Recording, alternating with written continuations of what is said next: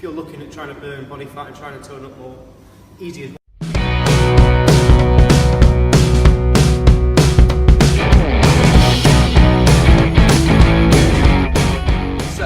First question is how to become more toned. I think everyone sees toned as a different sort of explanation. Would you agree? Yeah, I think we mix toned up with being lean in general, and that's where we get a little bit of confusion as well with that sort of subject itself. With being lean, obviously, it takes not a majority of people can be lean quite easily if they're a little bit more running experience, anything like that. They're going to be a little bit leaner than the majority of others. Whereas with tone, it's about adding a little bits of muscle into areas. Definition, yeah. Probably didn't have that muscle in the first place. Whereas I think leaner is like a bit more of like a sort of like a bigger look. The term for lean, I think the definition is like less body fat and more muscle, and that's basically what it comes across as. Whereas toned, I think it's like a little bit more of like a smaller frame. So I think females generally want to look more toned and more defined, whereas guys, I think they want to look like a little bit bigger and a little bit leaner. I'd say mainly, mostly do anyway.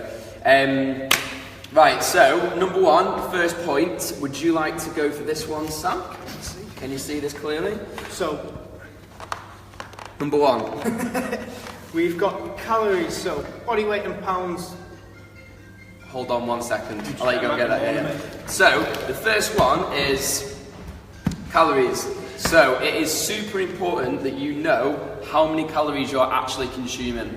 You don't need to know to the exact number, but just generally knowing how many calories you're consuming is a really, really good start. So in our absolutely awesome benchmark back to basics diet pack, I'm going to lift this up a little bit higher. In our absolutely awesome back to basics diet pack, which you get when you join up after your trial, we have a way of working out your calories. So the numbers that we've gone for is a little bit more of like a fat loss number, because obviously if you're looking to get more toned, you're looking at more of like a fat loss calorie target. So would you like to go through the numbers? You'd have to work them out, but I'll let you just explain them. Can't see them very well, mate. So we've got body weight in pounds, so that's your body weight in pounds itself, whichever that is, times 10, divide by 3, and that will give you your overall target that we're looking for. That one's slightly for females. Then for males, we've got your body weight, again in pounds, times 12 divided by 3, and that will give us, again, your sort of overall number of calories we should be aiming for and working towards to get in this sort of section of being toned, training a bit of muscle, Fantastic. so on and so forth. So the fats, proteins and carbs, these are your macronutrients. So again, in this diet pack, the Back to Basics pack, and at the live talks we explain what the macronutrients are. So for now, all I do is just work out this number and just divide it by 3, and that's how much you need to have of each.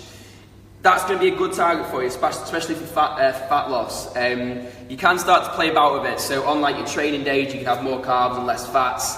But to be honest, I keep that just simple for now. Don't complicate it too much. There's no point in overcomplicating it. Get the right number and keep hitting that right number as a target. Then maybe look at other ways you can tweak around it.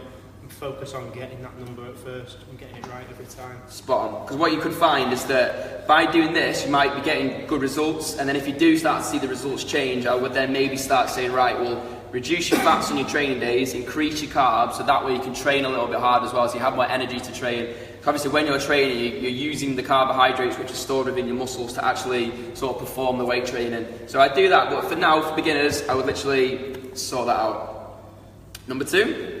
I'll explain this one. So, number 2, so because your calories, for most people, your calories are going to be lower when you work out this number because it is sort of a lowish number. So, what you're going to then realise that you're not going to have as much energy as normal to be able to train, to be able to drag heavy weights, push heavy weights. So, what we've said is to do more weight training, less sort of cardio, keep the reps higher, so you should be looking to do between about 8 and 15. And then to keep the weight lower, so you're not be able to do 1 and 3 rep max tests.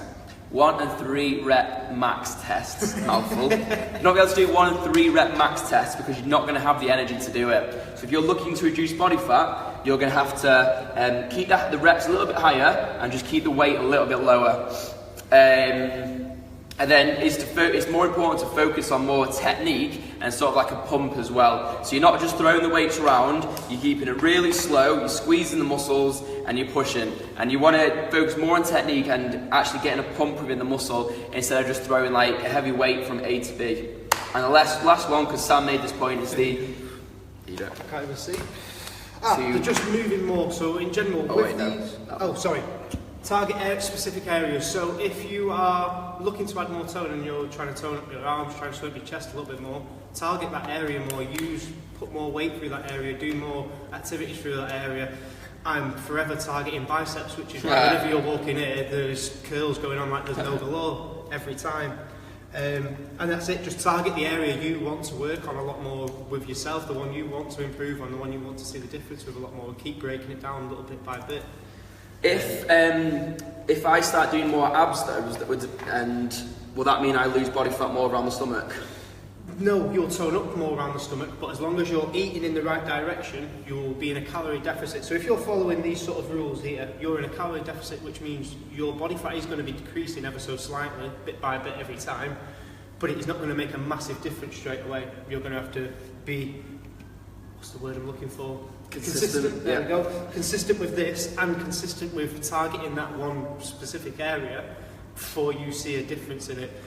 If you're only doing one and you've not got the other, it's not going to work at all. It's not going to get you where you want to be, and you're not going to see the difference you want to see in that certain area.